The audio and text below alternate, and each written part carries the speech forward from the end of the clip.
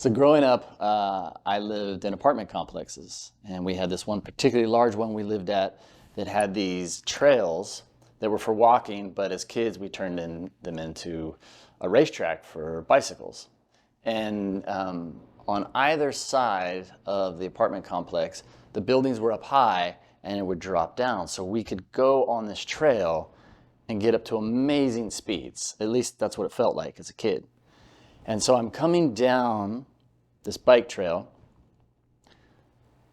for the final ride of this particular bike because as I'm coming down and picking up speed, I drift to the right and get stuck in a rut. And I literally can't get out because I know that if I try to pull hard to the left, I'm going to spin out, and I can't go to the right because there's railroad ties that are there and they prevent you from leaving the trail. And as I'm moving faster and faster and faster and trying to process how to get out of this rut, I'm surprised to the point where I just see it but can't react, and I hit the corner of one of the misaligned railroad ties. And so immediately I'm launched through the air, and it felt like I went quite a distance, scraped up all over because, it was an apartment complex and the grass wasn't really growing, so I'm just sliding on dirt, and the bike is destroyed. And all this damage was done because I was stuck in a rut. And so for years afterwards, riding my bike, I'd always be worried about getting stuck in the gutter, which is just another form of a rut, because I'd be reminded that it's going to be very difficult to get out. And the passage that we're looking at through James and the call that James is giving us as a people, as followers of Jesus, is very difficult to do when you get stuck in a rut. And as I look at it, I realize most of us are probably stuck in a rut, a pattern or a routine that keeps us from doing this. It's not that we don't want to do what James is calling us to. It's that we're stuck. And most of the time we don't realize we're stuck. So this is what James says. He says, "What good is it, my brothers, if someone says he has faith, but he does not have works? Can that faith save him?" It's verse 14. Works means just deeds. Good deeds, doing good things for people. So what good is it if we just believe that Jesus is the Son of God, that he came, he lived, he died, and he rose again, but it doesn't affect our day-to-day lives? It doesn't affect or transform us. And by our actions and our behavior, that's an example of the transformation that's happened. It's a symptom of the transformation. So he continues on, and he says, if a brother or sister is poorly clothed and lacking in daily food, and one of you says to them, go in peace, be warm and filled, without giving them the things needed for the body, what good is that? What James is saying is that words are cheap. I can tell someone, I love you. But if you can't see a behavior from me of sacrifice, of giving, of putting their needs above my own, then they're just words. I don't truly believe them. And with our faith, there are going to be good deeds. But I think the biggest problem is that we get stuck in a rut and we don't see the poor. We don't see people that are rich if we're poor. We don't see people that are different than us because we're in our routines, we're in our habits, and we spend time with people that look like us, sound like us, have our same skin color. We're not challenged. I love this, is that when he says, if you say to them, go in peace, be warmed and filled, that's really a way at the time of James to just get out of a conversation. For example, like today we would say something like, so anywho, that means it's over. I don't want to talk to you anymore.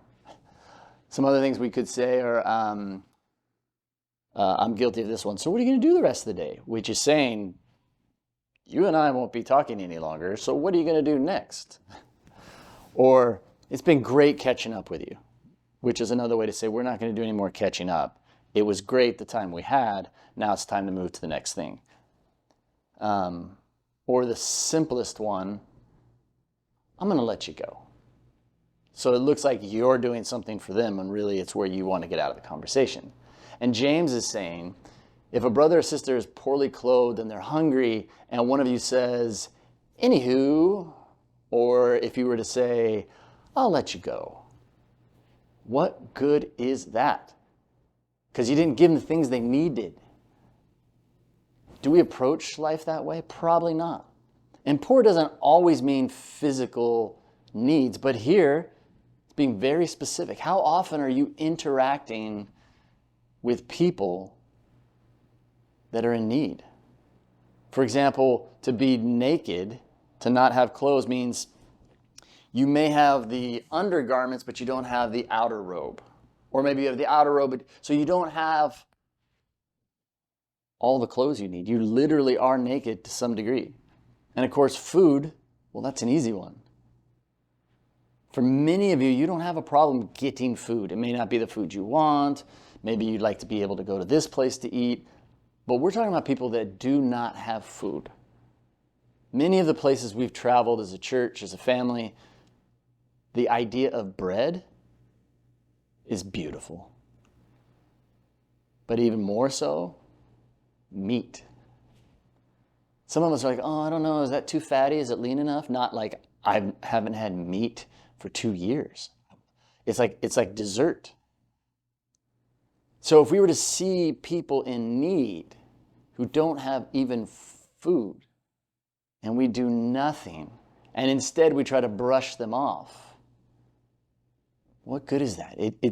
It shows a lack of faith. Because what James is saying here, and he says this literally in verse 17, so also faith by itself, if it doesn't have works, is dead. You see, faith and deeds are meant to go together. Separate, they're incomplete, but they're meant to be together. And so what James is saying is you're missing out. You're incomplete if you just have faith, but you're not letting that care for others. And for our time, our culture, for those of us that live in Southern California, or probably anywhere in the U.S. for that matter, your problem isn't most likely that you don't want to care for those in need. I rarely run across someone that says, oh, well, just let them work it out on their own. I've heard people use excuses. Well, if they'd get a job, or if they would, because they don't know them. But for the most part, people want to care for one another. But we're stuck in the rut of our habits, our way of life, and so we don't interact with people that are different than us.